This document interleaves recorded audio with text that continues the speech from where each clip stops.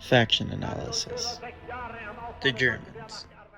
In this video, I'm going to talk about what the Germans have, their strengths, and their weaknesses, as well as the best uses for them and the best counters. The Germans is a large faction costing 2 faction points with 104 personnel, 2 vehicles, and the Reichstag.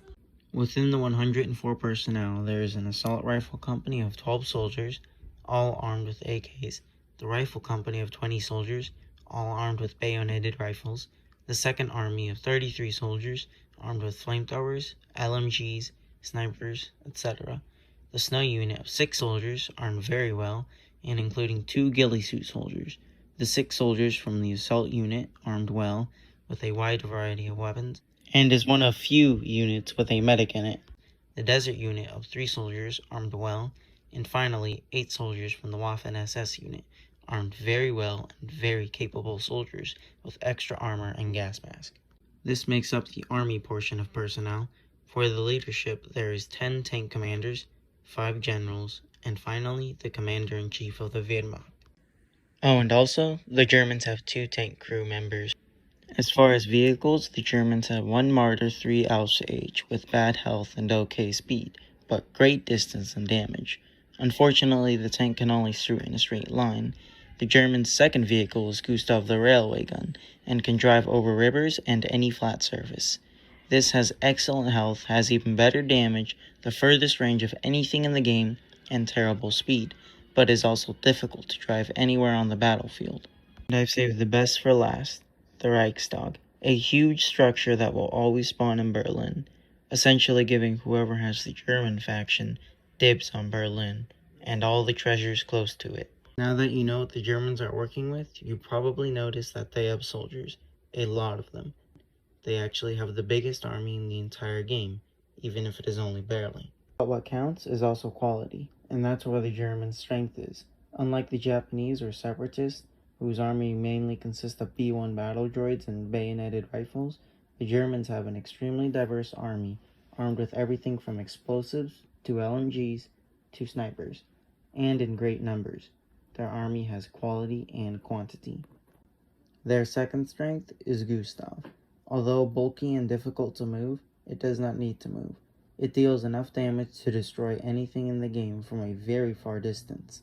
For some things, it can destroy it multiple times over, and aside from nukes, the Gustav does the most damage in the entire game. So to recap, the Germans have the biggest army and a quality one, and the best artillery piece in the game. For this reason, they are extremely good for land conquest, and shelling your enemy before moving in with troops that can counter a wide variety of units due to their diverse arsenal. Something else the Germans have is the Marder 3 Ausf H, and with its long range, it is best used as an anti-tank tank. Maybe an artillery piece, but not a very good one. So Germans are great for land conquest and getting explosives into areas where vehicles couldn't go, such as mountains, buildings, and any other thick terrain which vehicles couldn't go on, and Gustav the railway gun will provide excellent support from afar. Now all of this is great for strengths, but there is 2 major weaknesses the German faction have, and 1 minor weakness. The first major weakness is the Luftwaffe of the Germans, which doesn't exist, because they have no air vehicles, nor air defense. The second is the Navy, of which there is also nothing. So the Germans would be great on land, but their infantry would be destroyed from the air. They wouldn't be able to leave the continent, and would have enemy ships able to bombard them on the shore from the ocean. Needless to say, these 2 weaknesses are what you want to exploit when facing the Germans alone. And if you are the Germans, make sure you pick some factions with air support, or buy ships and planes from the store. These weaknesses could cost you soldiers or even the game. When facing the German armies, another minor weakness is super soldiers. The Germans have no super soldiers, and although the generals and armies are good, none have reflex. So when being overwhelmed by Germans, you can send a super soldier, and that would be great against any infantry. However, be careful of the Gustav, which is great at overwhelming super soldiers with damage. Now it's important to keep in mind that just because the Germans have advantages in some fields, things aren't always so black and white.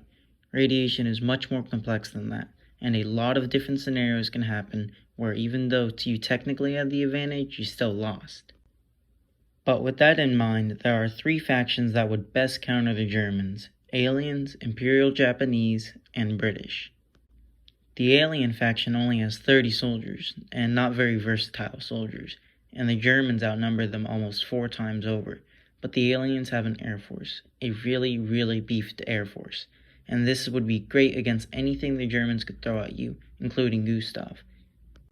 The second best option is Imperial Japan, and although they are outnumbered and outmatched, they still have a ship and an air force. And despite the majority of their planes being suicide planes, with the couple of planes they do have, it's still hunting season for German soldiers. And if that fails, they have the Kaga to keep them out of the ocean. The last good defense against Germans is British.